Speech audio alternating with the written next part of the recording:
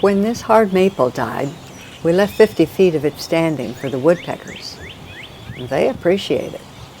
These last 2 springs, a red-bellied woodpecker has picked that tree for a nesting site.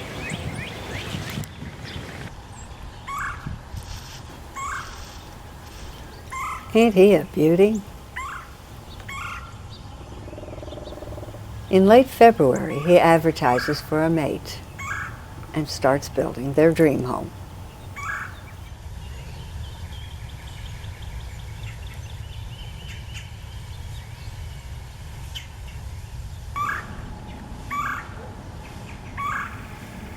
By the end of a month, he has a cavity well started, and a female has accepted him.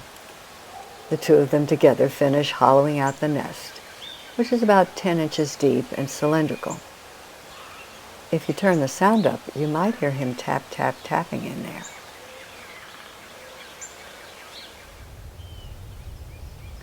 For them, sawdust smells like home.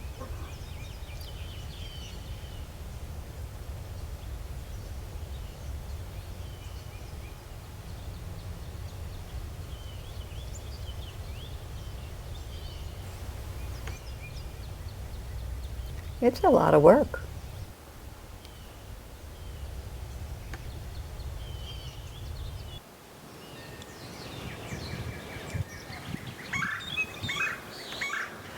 There's the female.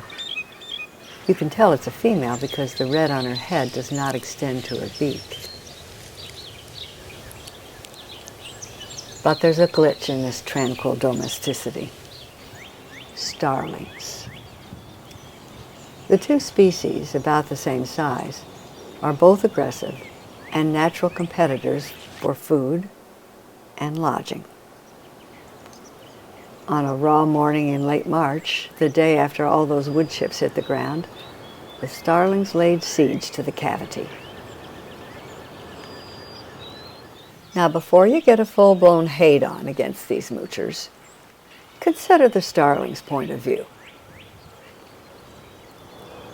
Hey, if we had shock-proof skulls like them woodpeckers, we'd dig our own holes. But we don't. What we got is numbers. So we wage a war of nerves. We hang around on the corner and taunt him. Hey, buddy, want to come out to play?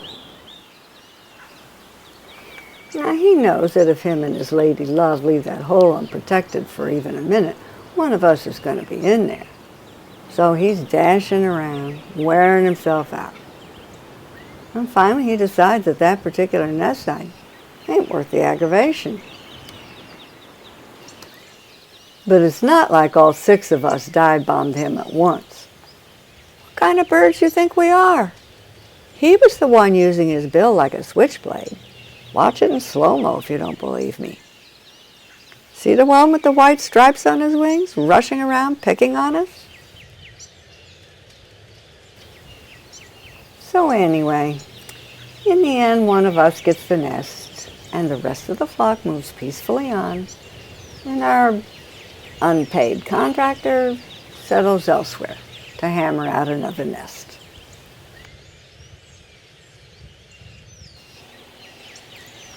In any given year, starlings take about half of the red-bellied nests, and yet the red-bellies are expanding their range and their numbers.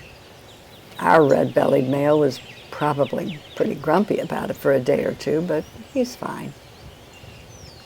And all of you who were rooting for the woodpecker have to admit that, besides the issue of fair play and property rights, you're also prejudiced in the red-belly's favor because he's Hollywood handsome.